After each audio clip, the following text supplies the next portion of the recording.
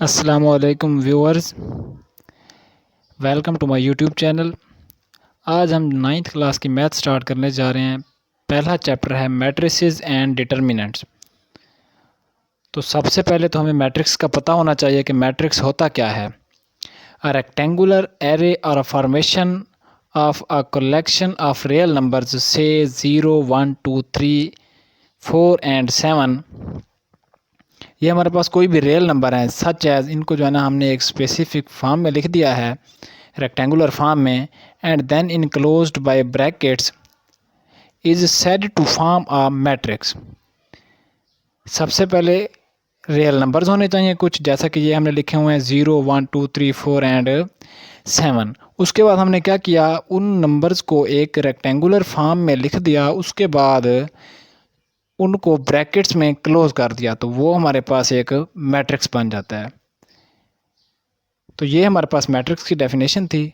Next हम पढ़ेंगे कि ऑर्डर ऑफ अ मैट्रिक्स क्या होता है।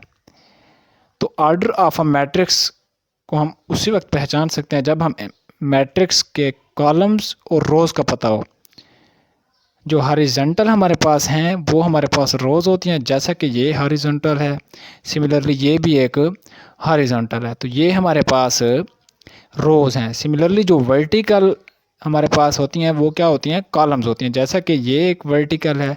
Similarly again 3 and 2 vertical, 4 and 0 ये भी वर्टिकल ही हैं। तो इस मैट्रिक्स में 2 रोज़ हैं और 3 कॉलम्स हैं। तो अब हम पढ़ेंगे कि हम ऑर्डर कैसे फाइंड कर सकते हैं।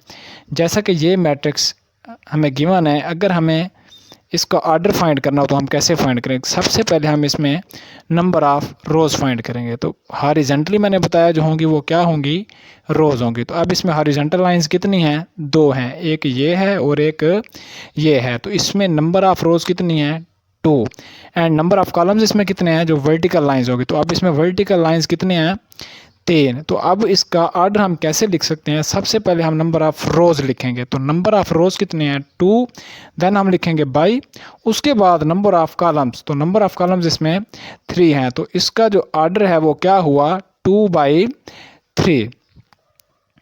नेक्स्ट है definition of equal matrices. How we find equal matrices.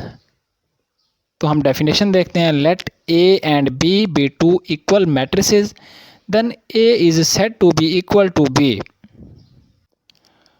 तो ए बी के इक्वल किस वक्त होगा, उसके लिए इफ़ एंड ओनली इफ़ हमारे पास 2 कंडीशंस हैं।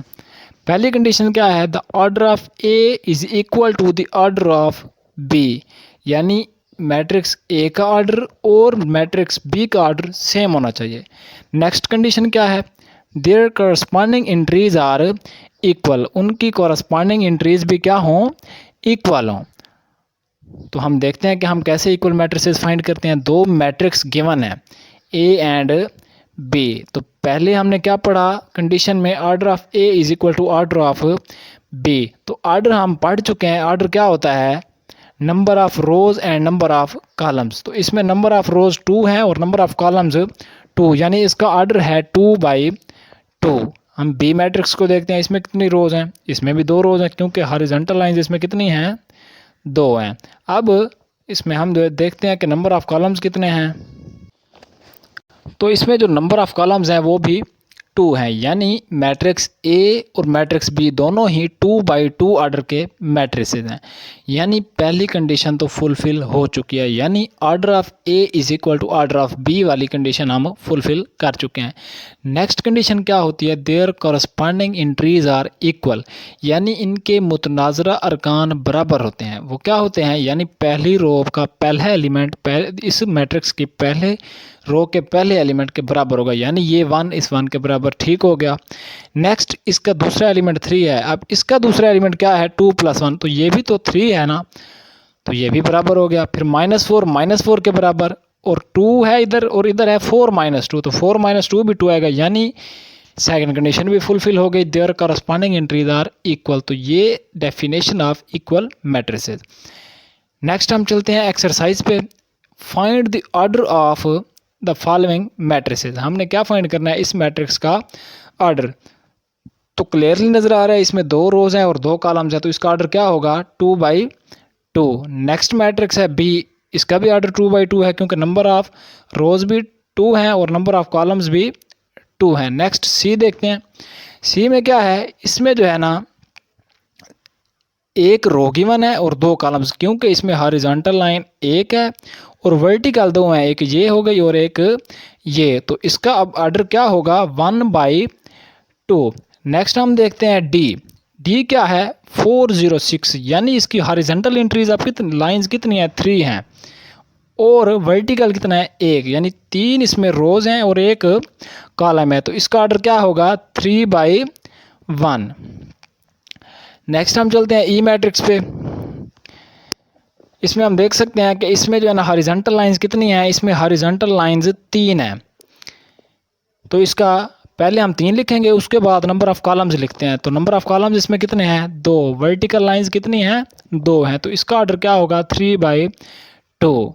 ये बड़ा इंटरेस्टिंग है। एफ इज इक्वल टू 2, इसमें एक रो है और एक ही कॉलम है, यानी इसमें हॉरिजॉन्टल लाइन भी एक है और वर्टिकल भी एक है, तो इसका ऑर्डर हम कैसे लिखेंगे 1/1।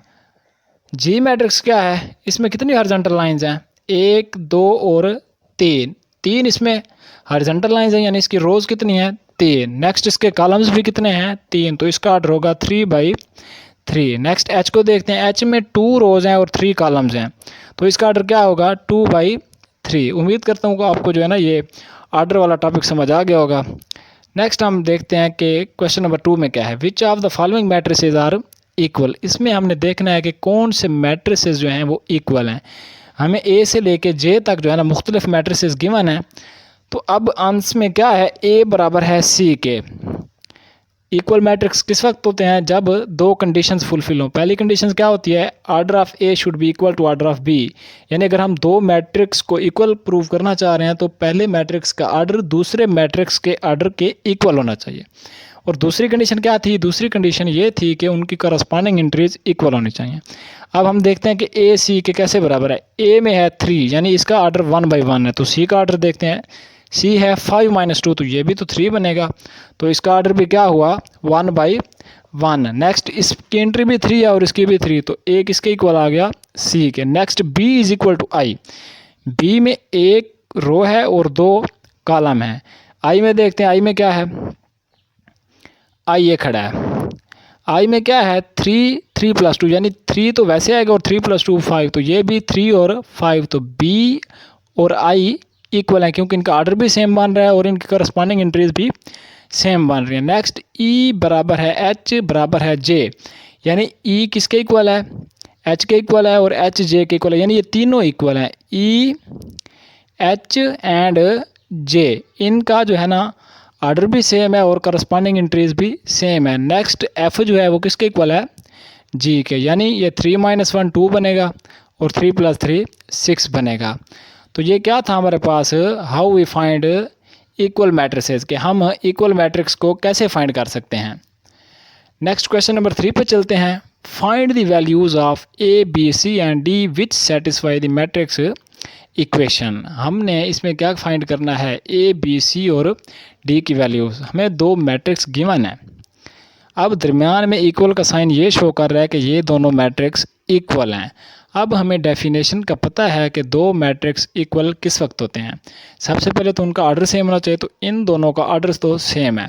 नेक्स्ट क्या होता है कि उनके जो है ना हमारे पास करस्पॉन्डिंग एंट्रीज इक्वल होनी चाहिए। तो करस्पॉन्डिंग एंट्रीज क्या होंगी, यानी ए + सी किसके बराबर हो 0 के, a + 2 भी -7 के, c - 1 3 के एंड 4d - 6 किसके इक्वल हो 2d को। तो ये हमने लिख लिया। अच्छा नेक्स्ट हम क्या देखते हैं, हम देखते हैं कि इनमें से हम किसके ज़रिए वैल्यू फाइंड कर सकते हैं। तो अगर हम इक्वेशन 3 को देखें तो इसमें c - 1 which is equal to 3, तो इससे हम c की वैल्यू फाइंड कर सकते हैं। -1 को जब इक्वल की साइड पे लेके आएंगे तो +1 बन जाएगा, तो c किसके इक्वल आ गया 4 के। नेक्स्ट अगर हम इक्वेशन नंबर 4 को देखें तो इससे हम d की वैल्यू फाइंड कर सकते हैं। 4d ये 2d इक्वल की साइड पे जाके -2d बनेगा और ये -6 इस साइड पे आके +6, तो 4d - 2d किसके इक्वल आया 2d which is equal to 6। अब हमने फाइंड तो d करना है, तो इसलिए 2 बोथ साइड्स पे डिवाइड हो जाएगा, तो d की वैल्यू क्या आ गई 3। नेक्स्ट हम देखते हैं कि हम ए सी और डी की वैल्यू तो फाइंड कर चुके हैं, अब हमने ए और बी फाइंड करना है। तो हम अगर सी की वैल्यू जो 4 हमने फाइंड की हुई है, अगर इसको इक्वेशन नंबर 1 में पुट कर दें तो हम यहाँ से ए की वैल्यू फाइंड कर सकते हैं। ए प्लस सी की जगह हम उसकी वैल्यू 4 पुट कर देते, तो ए किसके इक्वल आ गया, -4। नेक्स्ट हम ए इज इक्वल टू -4 अगर इक्वेशन नंबर 2 में पुट कर दें इस इक्वेशन में, तो हम बी की वैल्यू ईजिली फाइंड कर सकते हैं। ये हमने इक्वेशन नंबर 2 में ए की वैल्यू -4 पुट की, तो बी की वैल्यू आ गई -3/2। उम्मीद करता हूँ आपको ये एक्सरसाइज समझ आ गई होगी। अगर आपको मेरा यूट्यूब चैनल अच्छा लगे तो सब्सक्राइब कर दें और बेल आइकन को प्रेस कर दें ताकि मेरी आने वाली वीडियो आप तक बआसानी पहुँच जाए। Thank you so much.